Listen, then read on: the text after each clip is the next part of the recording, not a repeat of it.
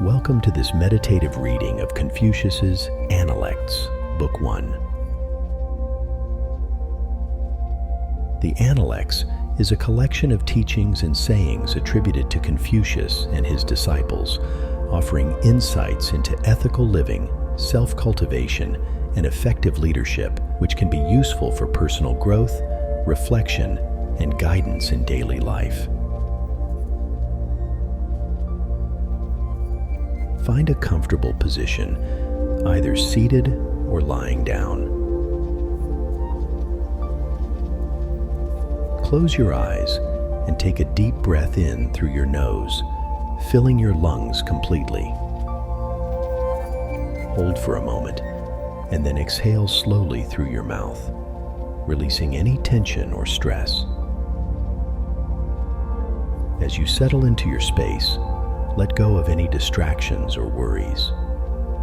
Focus on the sound of your breath and the tranquility of the present moment. With each breath, feel yourself becoming more centered and at peace.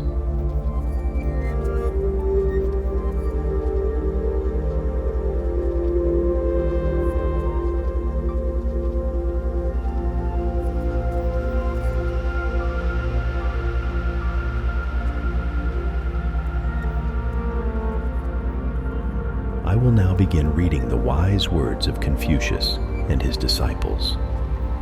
Let these teachings wash over you, bringing clarity, insight, and a sense of calm.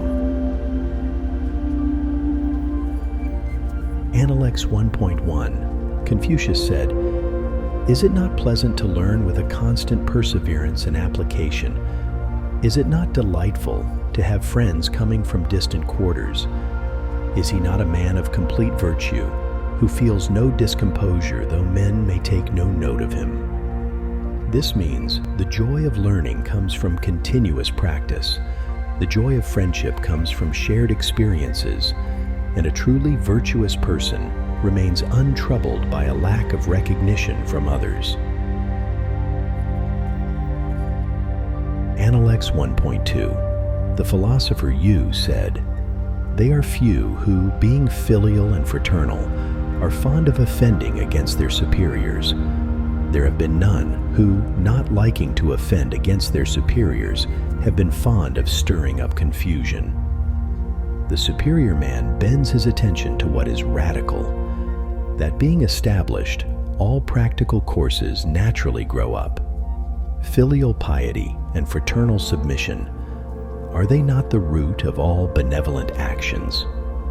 This means respecting and caring for one's parents and siblings are the foundation of being a good and humane person, and such people are less likely to cause trouble. Analects 1.3. Confucius said, "Fine words and an insinuating appearance are seldom associated with true virtue." This means smooth talk and attractive appearances often do not align with genuine virtue and character. Analects 1.4. The philosopher Tsang said, "I daily examine myself on 3 points, whether, in transacting business for others, I may have been not faithful, whether, in intercourse with friends, I may have been not sincere, whether I may have not mastered and practiced the instructions of my teacher." This means regular self-reflection on one's actions and intentions is crucial for personal growth and maintaining integrity. Analects 1.5. Confucius said, "To rule a country of 1,000 chariots, there must be reverent attention to business and sincerity, economy in expenditure and love for men, and the employment of the people at the proper seasons." This means effective governance requires respect, honesty, frugality, compassion, and appropriate timing in utilizing resources and labor. Analects 1.6.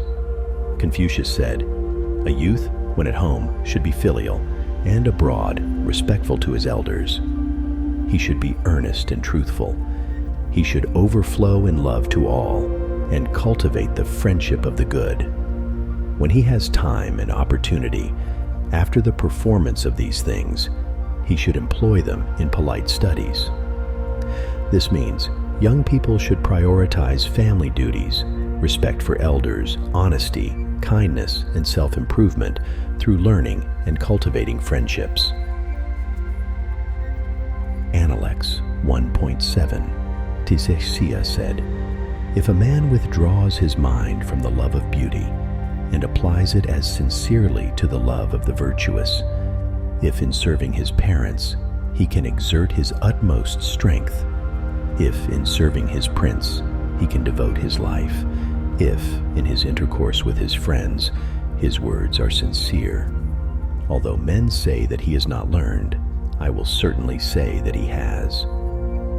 This means true learning and virtue come from sincere actions and dedication to others, not just from books and formal education.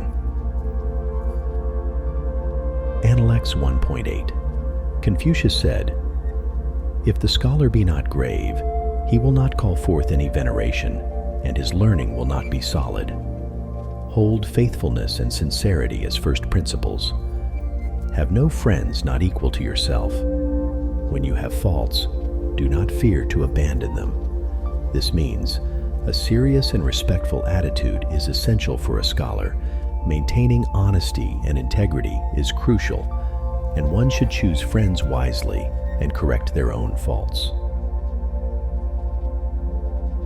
Analects 1.9 The philosopher Tsang said, "Let there be a careful attention to perform the funeral rites to parents, and let them be followed when long gone with the ceremonies of sacrifice.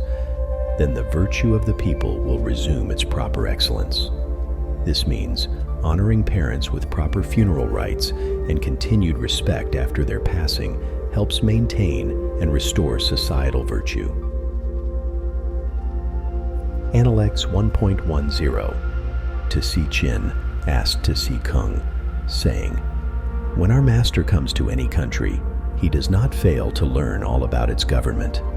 Does he ask his information, or is it given to him?" This means Tse Chin was curious about how Confucius acquired his extensive knowledge about different governments. Analects 1.11 Tse Kung said, "Our master is benign, upright, courteous, temperate, and complacent, and thus he gets his information." The master's mode of asking information, is it not different from that of other men? This means Confucius's character and respectful approach naturally encouraged others to share information with him, differentiating him from others. Analects 1.12 Confucius said, "While a man's father is alive, look at the bent of his will. When his father is dead, look at his conduct. If for 3 years he does not alter from the way of his father, he may be called filial." This means true filial piety is demonstrated by continuing to honor and uphold one's parents' values and practices even after they have passed away.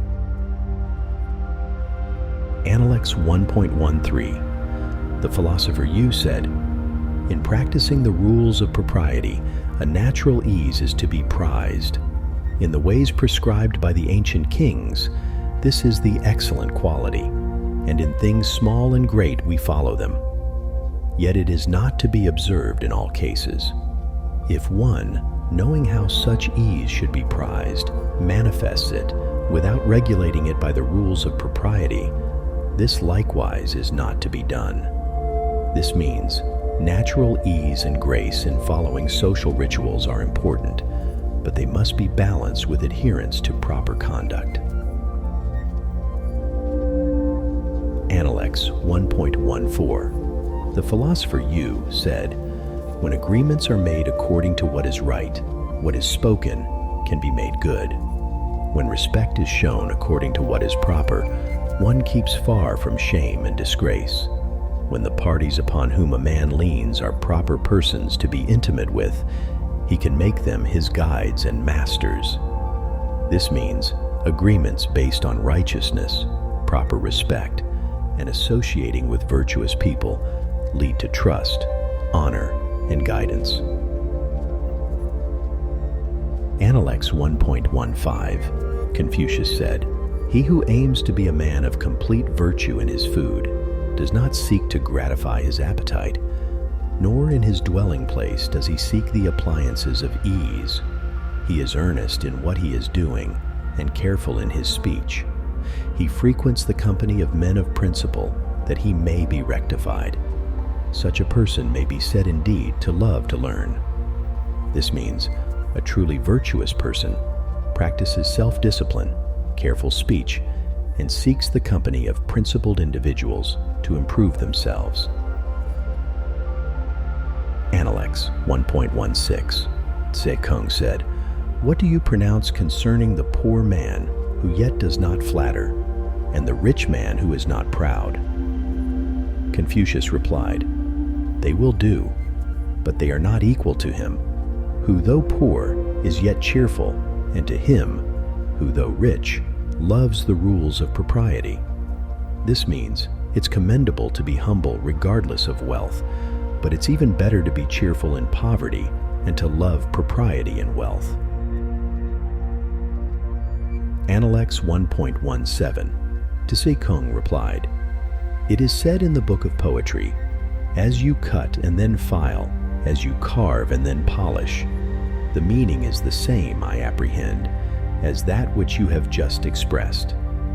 This means self-improvement is a continuous process of refinement, akin to shaping and polishing a piece of art. Analects 1.18, Confucius said, "With one like Tzu, I can begin to talk about the odes. I told him one point, and he knew its proper sequence." This means Confucius appreciated Tse Kung's ability to grasp and build upon knowledge, making him an excellent student. Analects 1.19, Confucius said, "I will not be afflicted at men's not knowing me. I will be afflicted that I do not know men." This means a wise person is more concerned with understanding others than with being recognized or understood by them.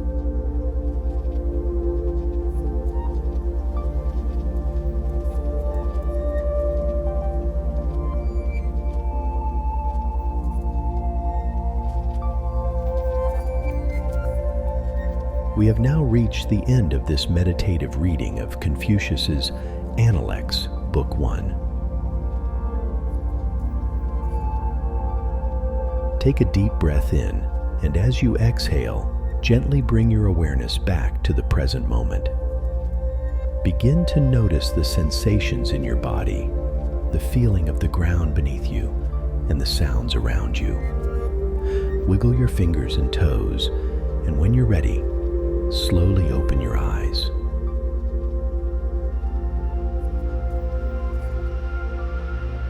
Take a deep breath in, and as you exhale, feel a sense of peace and clarity.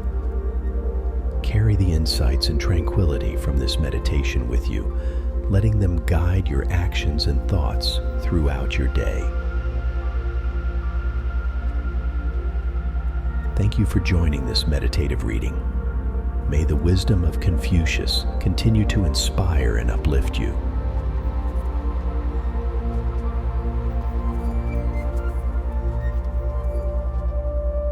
We will now enter into a 90-second reacclimation sequence before ending this meditation.